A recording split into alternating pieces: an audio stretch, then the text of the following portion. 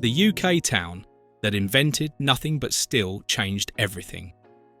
What if I told you there's a town in the UK that didn't invent a single groundbreaking thing? No steam engine, no internet, no world-famous recipe, but still managed to change the world forever. Sounds impossible, right? But that's exactly the story of Corby, a place that may not appear on your usual historical highlight reel, yet quietly helped shape modern Britain in ways few people recognise. In this video, we uncover how one seemingly ordinary town with no headline inventions played an extraordinary role in building industries, shaping communities, and redefining British identity. This is the quiet power of a town that changed everything. Corby, the town with no famous invention. Corby isn't the kind of place that shows up in history books alongside Newton or Watt. It didn't give the world electricity, penicillin, or the World Wide Web. But that's exactly what makes its story so captivating. In the early 1930s, Corby was a modest village with just over 1,500 residents. It hadn't birthed any renowned inventor, nor was it the site of a groundbreaking discovery. And yet, Corby's influence is deeply woven into Britain's social and economic transformation.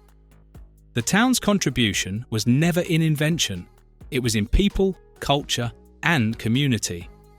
It became a living symbol of how migration, hard work, and unity could reshape a nation from the inside out.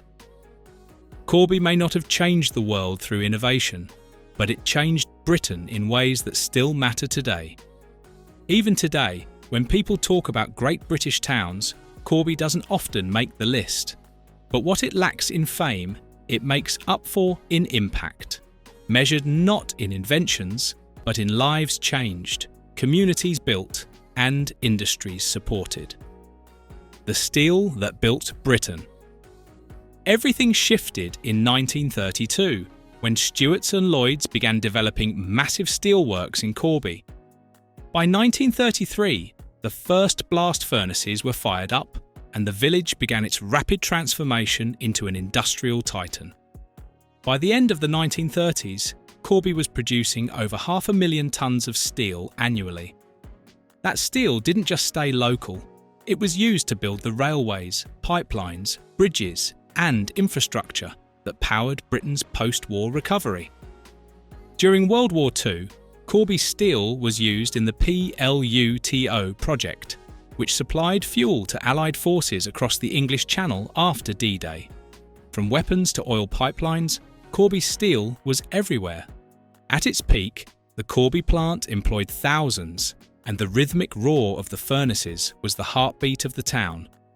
Entire generations grew up around the plant, and it gave Corby a purpose. In many ways, it gave Britain the steel backbone to stand tall in the 20th century. The Scottish invasion that made Corby unique. With the steelworks booming, Corby needed workers, and lots of them. The solution? Recruit directly from Scotland's industrial heartlands. Starting in the 1930s, thousands of Scots migrated to Corby in search of better opportunities.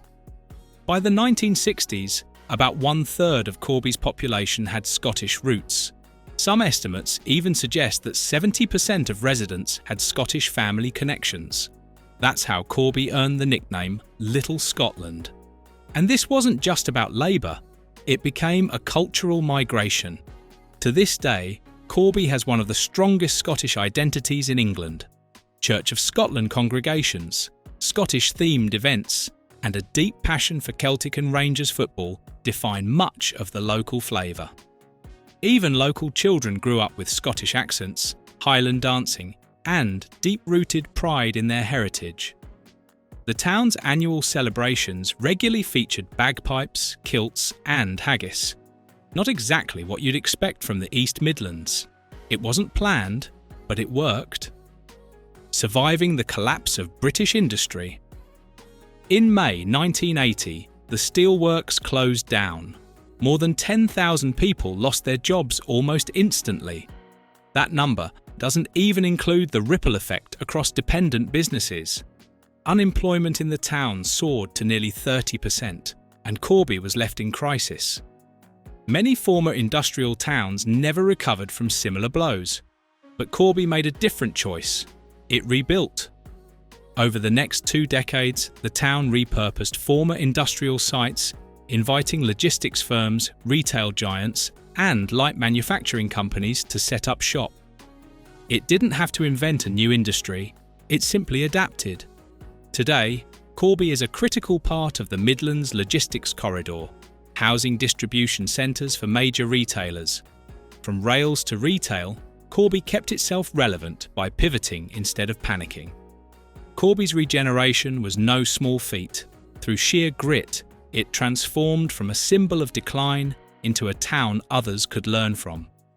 It became a blueprint for recovery, redefining British identity without a single invention. Corby's strength lies in its people. Unlike other towns that define themselves through historic figures or inventions, Corby defines itself through shared culture and lived experience. It reimagined what it means to be British, not through a government mandate, but by becoming a place where Scottish traditions and English institutions exist side by side. It's a town where Highland games, bagpipes, and Celtic shirts feel right at home next to English pubs and cricket matches. That's real integration, not forced, not idealised, just natural evolution. In a nation where cultural tension often makes headlines, Corby's quietly blended identity is a powerful example of unity built on community, not conformity. It didn't need an invention to stand out. Its people were more than enough. Internal migration that built the future. Before EU freedom of movement or debates on international immigration, Corby was already proving the power of internal migration. Tens of thousands of Scots moved south, not for political asylum, but to build a life. They brought skills, language, humour, and pride. And they didn't just work in Corby, they built Corby. They founded businesses, clubs, and churches. They raised families. They shaped local schools and redefined the social fabric. This model of internal workforce mobility later inspired similar patterns across the UK, especially in post-industrial regions. Corby didn't invent workforce theory, but it lived it. Migration, when handled with dignity and purpose, can be transformative. Corby's example proves that a shared vision can turn strangers into neighbours, and neighbours into a thriving community. Corby today, a symbol of quiet reinvention. Today, Corby is one of the fastest growing towns in England and Wales. According to the 2021 UK census, the population sits at around 75,500, nearly doubling from early 2000 figures. That growth is no accident. Corby was part of a regeneration blueprint launched in the early 2000s, which aimed to double the population by 2030. New transport links, including the reopening of Corby railway station in 2009, helped transform it into a commuter hub. Major projects like Corby Cube, international swimming pool, and new residential estates have made the town more attractive to young families and professionals priced out of London. No invention, no innovation, just investment and smart planning. Reinvention, the Corby way. With new arts centres, community spaces, and business incubators, Corby is preparing for a new chapter, one built on resilience, reputation, and a rock-solid sense of identity. Lessons from a town that changed everything. So what's Corby's big takeaway? It proves that you don't need to be revolutionary to be essential. There's power in building, adapting, and persevering. Corby didn't invent the future, but it made space for it. It absorbed change, welcomed outsiders, and refused to fade away. It thrived not on brilliance, but on grit. In a world obsessed with unicorn startups and billion-dollar patents, Corby is a much-needed reminder that progress can also come from quiet resilience and collective effort. Its story isn't loud, but it's lasting. And in many ways, it's more honest than the flashy success stories we're used to. Corby didn't invent anything, but it still changed everything.